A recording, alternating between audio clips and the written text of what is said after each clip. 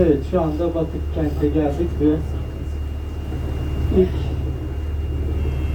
kalıntıları ziyaret etmek üzereyiz.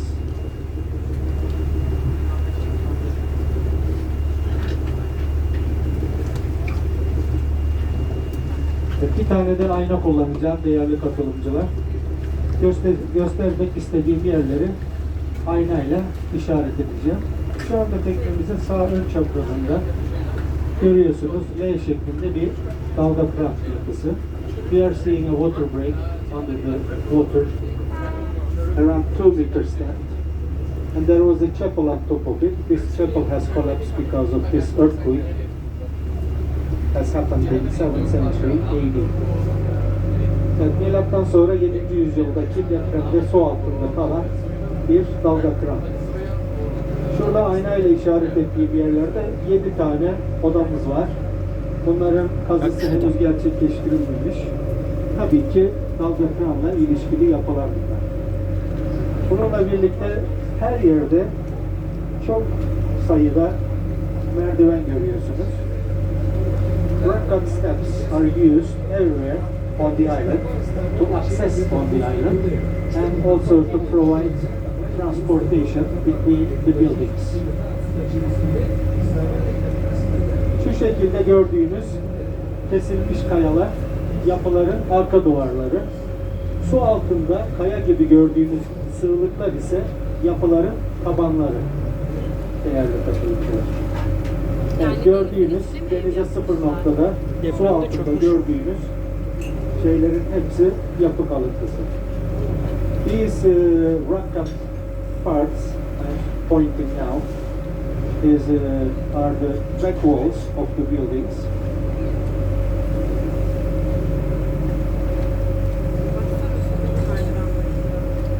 And the shallow places you are seeing under the water are the floors of the buildings. They all have gone under the water about 1,400 years ago.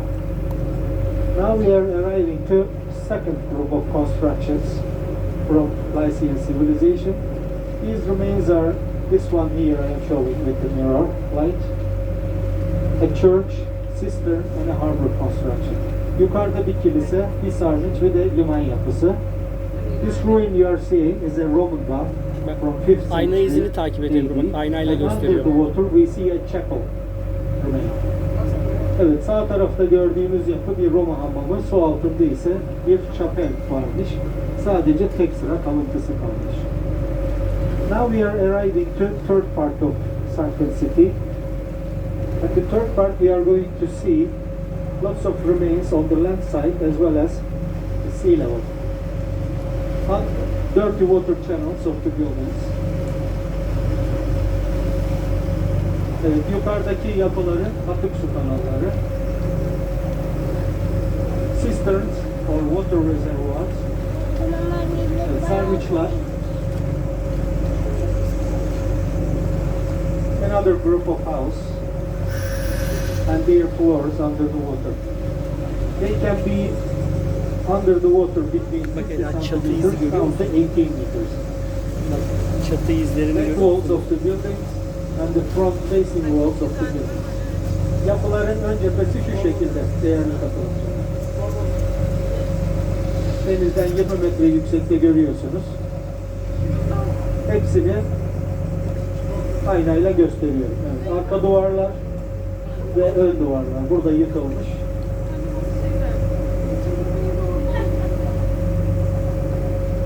Bütün hepsi aynı mimari üslupla inşa edilmiş. All the houses are built with the similar style, architectural style. The back walls are rock cut into the limestones and the front facing walls are similar texture such as today. These houses you are seeing are dating 1st century BC. They are 2000 years old. 2000 yaşında gördüğünüz yapılar, konutlar.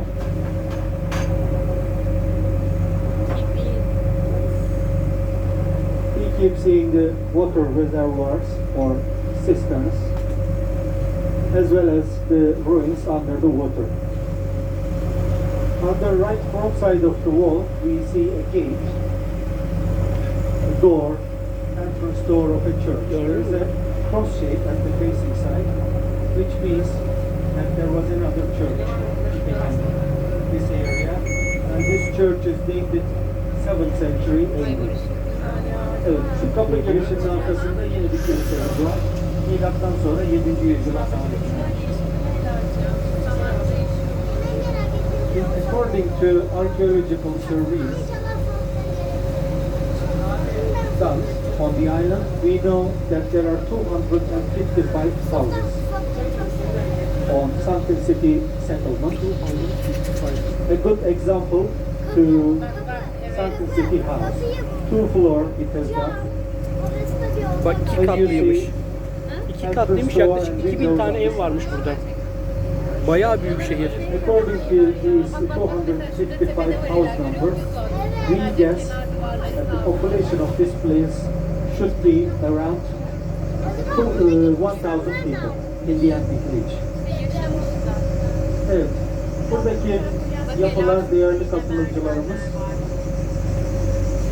Yapılan arkeolojik araştırmalarda 255 tane olduğu tespit edildi. Buna dayanarak Batık kentin affedersiniz, nüfusunun 1000 kişi tam dolu olduğu zaman 1000 kişi olduğu tahmin ediliyor.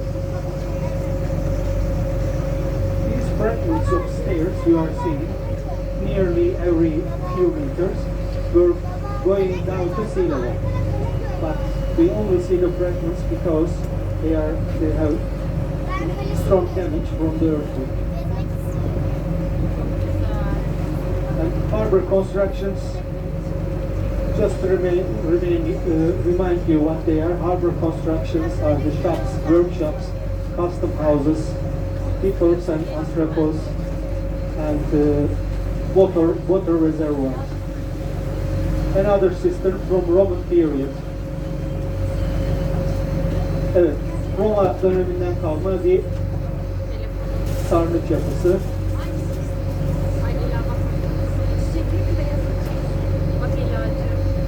Adada su olmadığı için çok sayıda sarnıç var. Bazı sarnıçlar burada 100 tona yakın kapasiteye sahip. There is no water source on the island.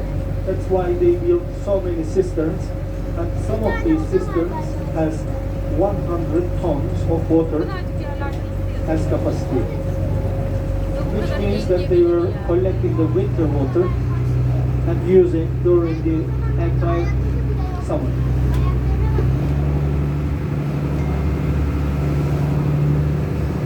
Evet, artık yavaş yavaş Batık kentin sonlarına doğru yaklaşıyoruz. We are coming towards the end of Sunken City, as it is only spread on 1,300 meters length along the coast. We are seeing the last buildings. Evet, Batık kentin son kalıntılarını ziyaret ediyoruz ve geride bırakıyoruz. Sorularınız varsa yöneltebilirsiniz. We just have the Sunken City left. We left the Sunken City behind and we are heading to Lunch Point.